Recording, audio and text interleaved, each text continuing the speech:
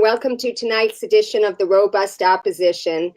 I have a very special guest with me who I'm going to bring in a minute, but first I want to explain how we met, because this is a very unusual circumstance that probably has never happened to anyone before. Several years ago, I was called to do jury duty, and the case was a tenant that was being evicted, and his attorney was my guest, Elena Popp, who is the executive director of the Eviction Defense Network. I already knew, as soon as I heard the facts of this case being stated, that I was going to rule in favor of the plaintiff, because that's just my political proclivity. So when I was sitting there, I Googled Elena Popp and found out that she runs this wonderful organization, the Eviction Defense Network. And I think I was giving her all sorts of thumbs up or whatever from the gallery. And then they were asking the voir dire, I guess it's called, when they asked the questions. And I sort of indicated that I was going to have a hard time not being biased. And they called me into the hallway, the judge and the lawyers. And I said to her, I Googled you. And I think you're doing great work. And the judge was like, it was either the judge or Elena who said, you can't be doing that. You can't be Googling the lawyers in the courtroom.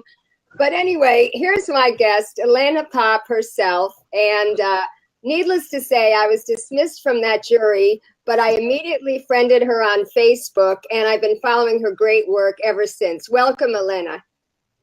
Hi, yes, that story is 99% correct. It was the judge that said you couldn't be doing that, and yeah, that was actually a one-time experience, I would say. Well, anyway, why don't you tell us about the Eviction Defense Network and how you got into this line of work? Well, I was a legal services attorney representing tenants in all kinds of things, including evictions and filing affirmative lawsuits and doing policy advocacy. When in 2002, a study came out that 72,000 evictions had been filed and about 1,300 tenants had been represented, and 99% of the people who went to court alone lost their homes, ended up with an eviction on their record, ended up with a huge debt to their landlord that accrues a huge interest rate. And I decided that that was a huge access to justice issue. And so I put my mind to increasing the amount of representation. By 2003, I had figured out that the way to do that is to charge based on ability to pay. And so we have a sliding fee scale program where we charge between $500 and $2,500 to represent someone in an eviction case. And we have a 98% success rate, although that is not a guarantee of success. I think it speaks volumes to both our reputation and our skills. What made you want to be a public interest lawyer in the first place? What was your background? Well, I was born in Mexico. My grandfather was a people's lawyer. He was a revolutionary who helped write the land redistribution laws in Mexico after the Mexican Revolution. He represented campesinos, or folks who worked the land, and was often in trouble. I grew up being compared to him, not always in a favorable light. You are just like your grandfather, meaning you're argumentative and difficult. But I took it always as a compliment, and he sort of walks the world with me. He's been gone since I was 14, but he walks the world with me, and I've become a people's lawyer in his footsteps. I like to say that I come from a short line of people's lawyers that skipped a generation. And then also, when I was 8 years old, we came to this country. And by the time I was 9 years old, we found ourselves in eviction proceedings, and I learned of the eviction proceedings when the sheriff came to lock us out. It was a very big impact on me, and then I grew up to be a people's lawyer doing housing. Well, that's awesome. So tell us about some of before we get into your latest victory with the Burlington Unidas tenants, talk about some of your other cases that you are most proud of. Well, let's see. I represented the tenants of the Wyvernwood development since 1997. This is a 1,200 unit development in Boyle Heights. rent controlled. In 2000, I would say 9, 10, 11. No, actually 2009, a developer bought that wanted to demolish and build 3,200 units of market rate housing. We have been able to defeat that development to date. It hasn't even gotten a planning commission hearing in spite of all the money that that developer has to put into it. It's been great organizing that the tenants have done in order to keep the development from moving forward. I've represented individuals. I once had an elderly woman who had emphysema and had 6 months to live, had lived in her apartment for 42 years. And when she told me that she wanted to die there, I made her a promise that she would, even though she had very, very few defenses. And I kept that promise. She ended up living something like 11 months, so it was not an easy task to do. But I consider that one of our great success stories because people shouldn't be displaced from their 40-plus year apartment in the last months of their lives. So that's two examples, one more, lots of people, and one having to do with just an individual tenant. Now, these victories aren't one-shot deals. I mean, sometimes you just win you stall it for a while, and then it comes back again in another form, and you've got to come back again. And it's an ongoing process, sometimes with the same tenant and with the same group of tenants. Is that not correct? So, yes, because especially right now in this kind of economy, landlords are very motivated to evict tenants. And so often we will represent a tenant 2, 3, 4 times, win each time. And then somewhere in that process, that tenant might get really overwhelmed by the whole process and decide to move. And so we that is something that is true that happens. Although we work hard, and now with our involvement with the LA Tenants Union, we are working super, super hard to make sure that we bolster people so that they can keep up the fight for the long haul. I find that my clients that join organizations like the Alliance of Californians for Community Empowerment or the LA Tenants Union end up having a much more of a fighting spirit because they surround themselves with other tenants who have gone through what they're going through and become activists rather than victims.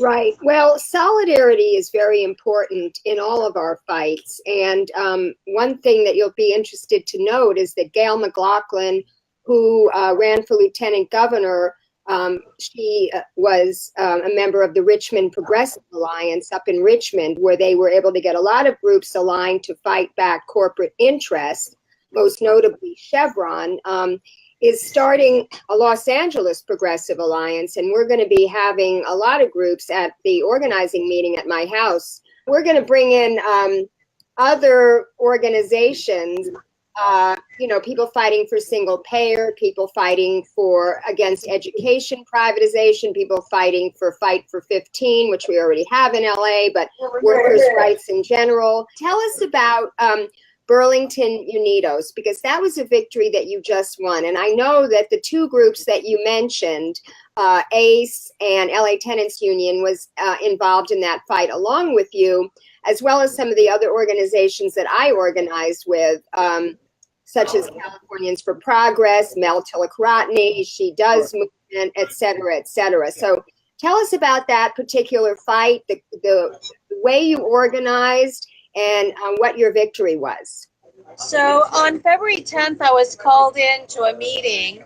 The LA Tenants Union had made contact with tenants that were facing 30 to 40% rent increases, low-income tenants that really could not afford those increases. So I went to this meeting. There were about, I would say 150, maybe 200 tenants there, representing about 102 families. And they were facing these huge rent increases. Because there was no rent control for the building, because the building was built after October of 1978, the rent increases were legal.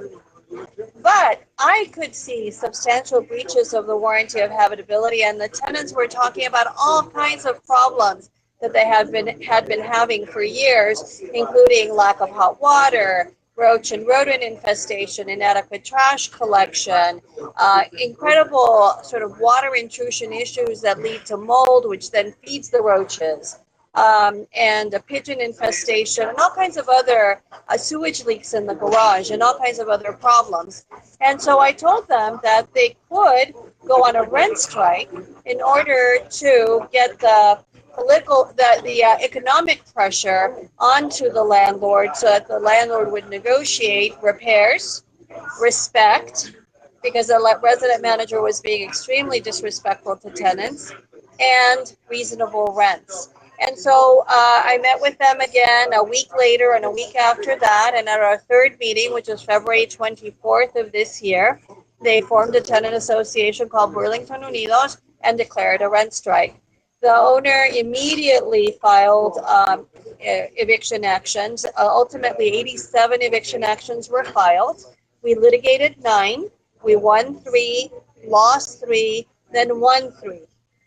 And the owner realized that it'll be impossible for her to win anymore, because in the first couple of cases, her staff admitted to key practices like washing pigeon feces down open drains into the garage and then spreading that feces 15 feet down another open drain to another garage, and then spreading that feces another 8 feet to another drain before it goes into the sewer system. And that in and of itself is a substantial breach of the warranty of habitability because of the obvious health implications. We managed to win those cases with my arguing.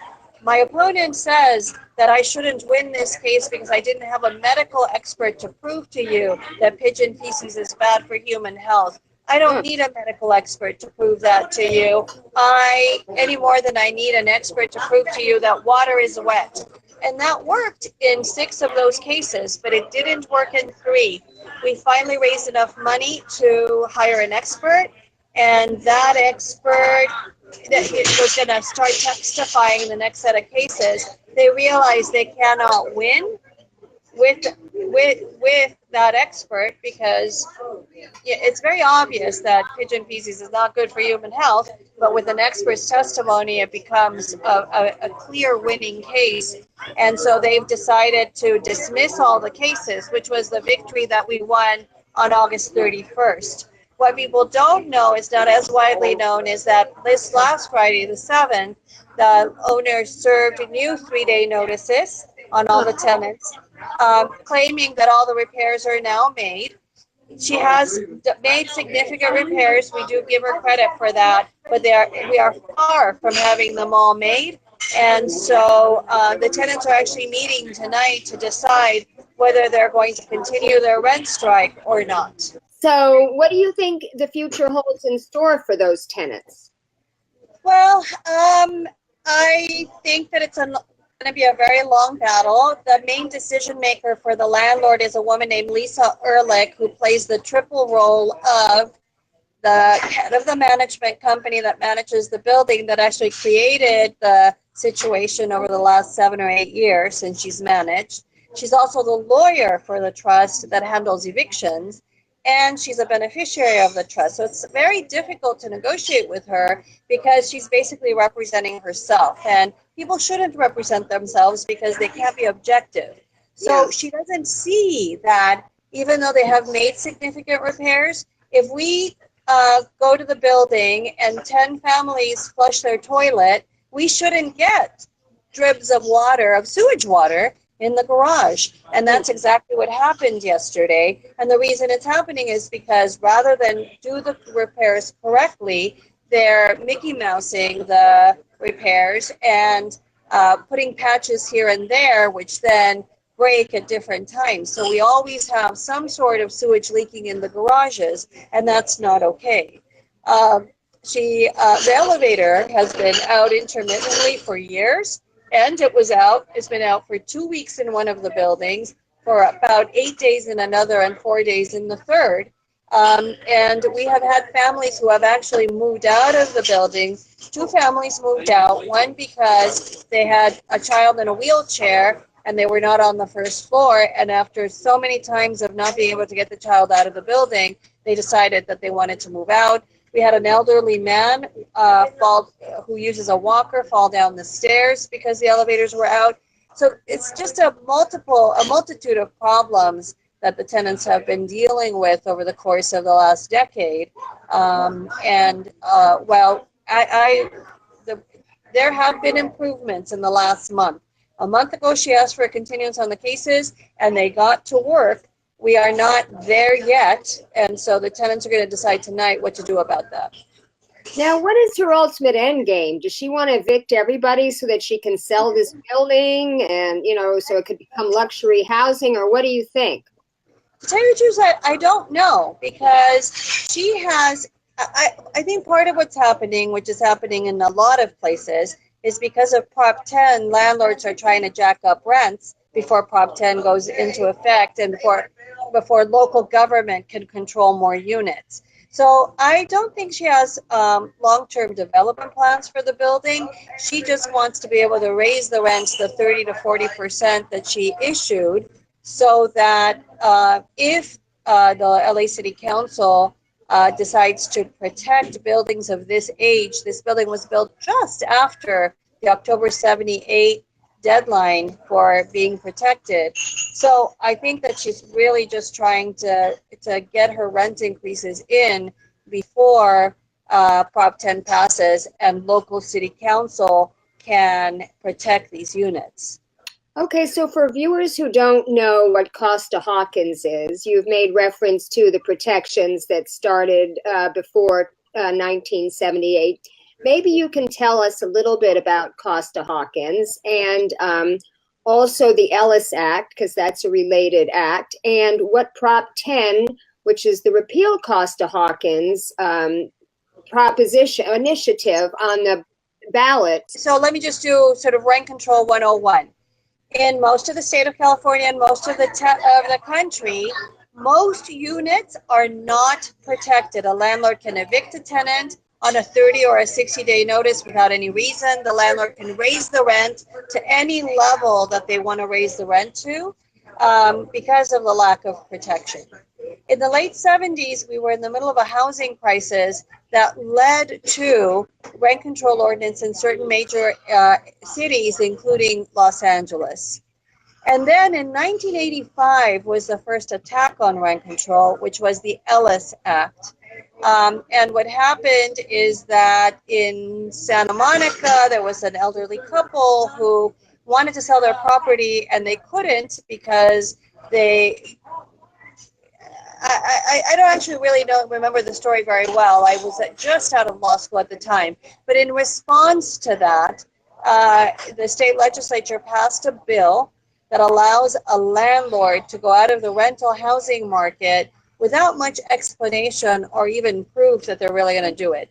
This was intended to help mom and pop owners. It was intended to help the person with 1 or 2 units that wanted to get out of the housing market. But it is being used wholesale by big developers to decontrol units, and that's the Ellis Act. So fast forward to 1996, and a state bill gets passed called Costa-Hawkins. And Costa-Hawkins did a lot of things, but it basically tied the hands of local jurisdictions, local voters, and local city councils in terms of what they can do about what units get protected and how they're protected. And so we're trying to repeal that so that control can go back to local government, local jurisdictions, local citizenry, if they want to run a ballot measure or an ordinance measure. So that's that Prop 10 will do that. Prop 10 will repeal Costa-Hawkins. It won't increase rent-controlled units. It basically just gives the tools or the right or leaves an open playing field so that local jurisdictions can then decide what's best in our particular cities. Okay, well, I covered a protest that was at Equity Residential down by the airport. And we now know that there's a lot of commercial landlords. As a matter of fact, the Blackstone Group is the largest landlord in America, and that was a financial firm. And what they did, this is all part of the whole financialization of the U.S. economy, where these investment banks and private equity firms, they used to actually create stuff. They would fund people who had an idea for a business. They would help one business buy another business. But now it's all these financial instruments, this casino capitalism, the securitization of products, and that's how they make money. So just like they bought all these mortgages, because, banks used to keep their mortgages and collect the boring 7% interest on them. And then when, or whatever the interest rate was, but then when they repealed Glass-Steagall and they took away the wall between commercial and investment banking, all of a sudden it was the wild, wild west, so that they could package these mortgages, securitize them, sell them off to sovereign wealth funds, sell them off to pension funds, and make money that way. And so the landlord lost the relationship to the tenant. And unlike a mom and pop landlord, where, if you lost your job or you had an unexpected hospital bill or something, you could go to your landlord and say, I need an extension on my rent. These commercial landlords are heartless. They don't have any pity, and they'll evict you in a second. And what they're doing now, the Blackstone Group, is they're securitized. They bought all these foreclosed properties for a song, turned them into rental units, and now what apparently I'm hearing is they're securitizing the rental agreements as well and making money off of that. So the whole thing, the whole capitalism, casino capitalism, neoliberalism, it's totally gotten divorced from people's needs. And this is one of the reasons why we're suffering the way we're suffering. Do you think that in addition to rent control, we ought to be spending money on public housing? Because housing should be, I should say affordable housing should be a right, not a privilege, just like healthcare should be a right and not a privilege. In an ideal world, I would say that we need to decommodify the housing stock. My opponents often say to me, if you continue to control rents, landlords will go out of business. Well, landlords going out of business means that tenants can form co-ops and other alternative mechanisms of holding property that keep ownership in community hands or in cooperative hands. So I actually am not a believer in people making a profit off of a basic need. I believe in cooperative ownership. I believe in nonprofit development, and the solution to the housing crisis is the decommodification of the housing stock. Part of that is giving grants to nonprofits to build. Part of that is funding public housing. Part of that is funding cooperative housing. Yeah, well, I think that I really believe in worker-owned co-ops. So the idea of tenant-owned housing fits right in with that. All right, we only have a few more minutes in the show, and I want you to talk about your quinceañera. How do you pronounce that? Quinceañera. Your organization is 15 years old, and next week you're having a fundraiser. And I would like to give you some time to promote that fundraiser, and you can talk about why you need this money, what you do with the money, and what they can expect if they come to the fundraiser. Sure. So we charge based on ability to pay, but many of our clients cannot pay. We put a lot of people on payment plans, and then they're not able to pay us. And so we need to raise about $150,000 a year from other sources. And one of the things that we do is this annual event. It is not another rubber chicken dinner. It has never been. It's always something fun and funky. And this year we're doing a quinceañera since it is our 15th birthday. A quinceañera is like a debutante ball in Latin American countries, except that in this country, everyone gets a quinceañera, and the way you do it is you get godparents to pay for everything, including the dress and the church and the food. And so we're doing a backyard quinceañera complete with poofy dresses if you want to dress up. We're getting them at secondhand stores, and so some of us will be dressed in quinceañera dresses, And if you want to join us, please do. And we're buying some extras in case you arrive and you want to do it. And it's dinner. It's a buffet dinner. There's going to be music, dancing, conversation. The Burlington tenants will be there. The Wyvernwood tenants will be there. Santa Fe Art Colony tenants will be there. Other tenant groups that I've worked with in the past will be there. And it should be fun. Dancing under the stars and food and lots of magic. So join us. So the date is this coming Thursday of this week at 6 p.m. And the address is 2536 Eastlake Avenue, 2536 Eastlake Avenue in Lincoln Heights. You can either RSVP on the Facebook page or you can RSVP at EDN for Eviction Defense Network .la/action/donate. Elena, thank you very much for being on my show tonight. Thank you very much for all your wonderful work. I unfortunately will not be able to make it because I'm going to be up in San Francisco covering that climate conference protest. But I hope that people share this show and promote this event because this is a very worthy event for a very worthy organization started by an amazing woman. And thank you for being on my show tonight. Well, I thank you for having me, and hopefully next time it'll be at a quieter location. Yeah, well, I'm glad we were able to make it work. All right. Yes. Bye. All right. Bye, Lauren. Okay, everyone. So that was Elena Popp, and you have your marching orders. Share the show. Go to the quinceañera, or at least contribute online because this is a really worthwhile organization. I'm going to let you know about my upcoming show. My next show, well, it's not going to be a show, actually.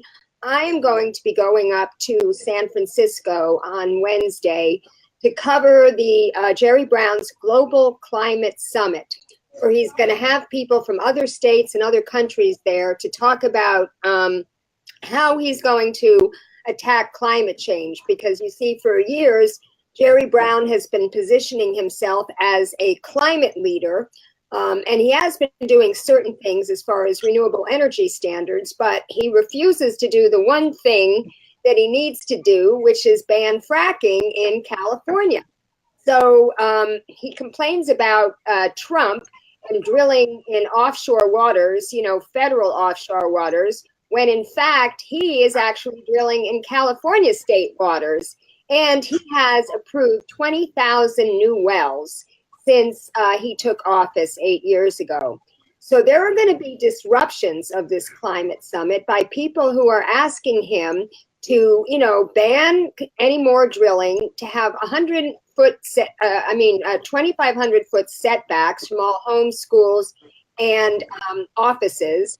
And I forget what their demand is, but it's going to be very interesting to see Jerry try to position himself as this climate leader when people are going to be there protesting him.